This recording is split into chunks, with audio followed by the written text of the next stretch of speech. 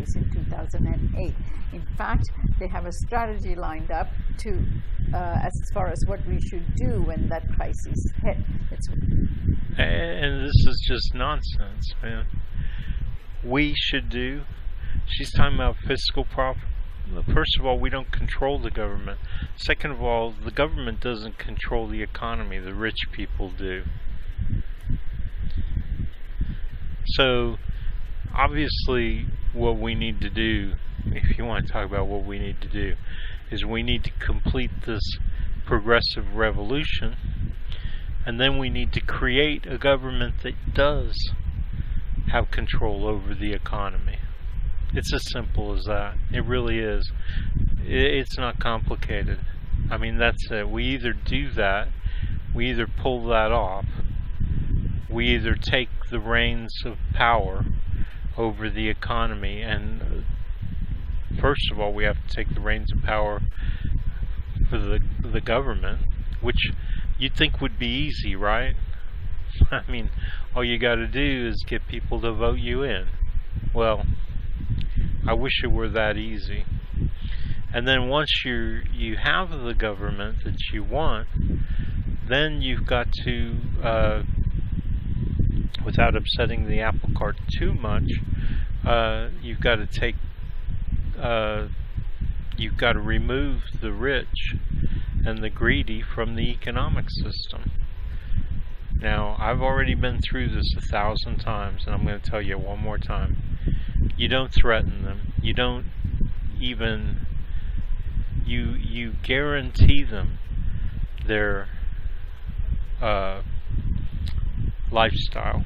As in, even though you're going to take away their power, because they're shitty people, they're shitty managers. They manage things for their own greed. That's why the economy doesn't work. That's why capitalism doesn't work. Capitalism was never meant to be based on greed and fear. So you take that away from them because they're bad stewards. They should have never been stewards. There should have never been stewards of the economy in the first place. There shouldn't be captains of industry and things like that. It's all about the people running their own economy. And now the rich people can still make yachts and things that only rich people, I was going to say need. In a way they do, because they need them to be rich. But you guarantee the rich their lifestyle. They still get to send their kids to the greatest, supposedly, schools in the world. But you know what we'll do? We'll take our newfound power and we'll create our own schools that are better than their schools. Oh, sure, they might not have the mahogany, wood and all the fancy buildings and all that kind of stuff. As a matter of fact, a lot of them may be virtual. You may just watch videos on the internet and then go in to take the tests or something.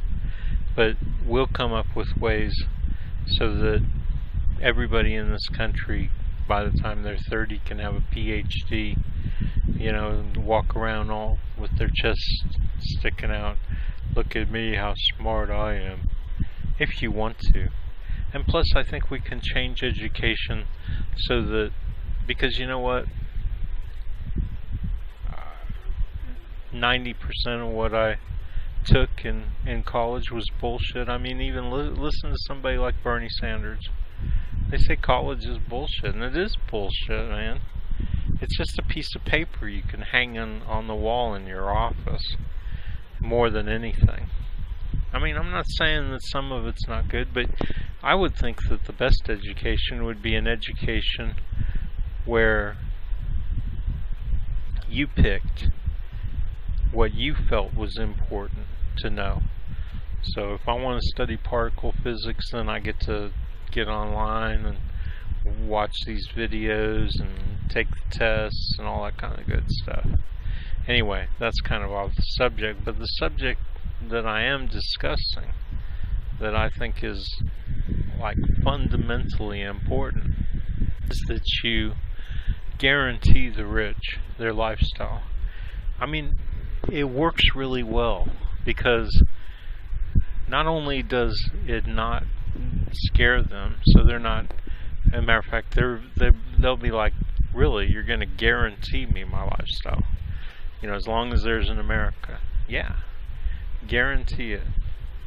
You know, and the rest of the people will do their own thing. We'll run the economy. We'll make the factories. We'll manage them. And, you know, I've got another video that I made, and I'm going to throw that in if I can find it. But it was about how to keep people happy in their jobs. Because, I mean, a lot of the big problem is that you've got bosses who are dicks, right? And we do have to do something about that. And I think there's ways to fix that.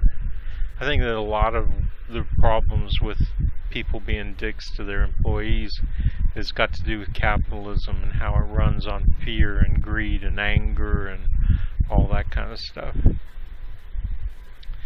But that aside, we will have to move the rich, the people, out of the economy and politics. And I've discussed that many times, I know, but I'm going to say it again. So, you know, this progressive revolution is really important because we've never done it before. You know, we've had our progressive leaders, our Jimmy Carters, our John F. Kennedys, our Martin Luther Kings.